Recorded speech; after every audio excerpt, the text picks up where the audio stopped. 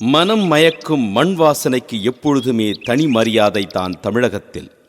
ஓ சிரிப்புலதான் முத்துதிரும் சத்தமும் கேக்குதடி, ஓ சிரிப்புலதான் முத்துதிரும் சத்தமும் கேக்குதடி, ஓ நடைய பார்த்தா தங்க தெருவோட இருக்குது. மானே மரகதமே, மானே மரகதமே, என் மனசு கேட்ட பூஞ்சாரமே.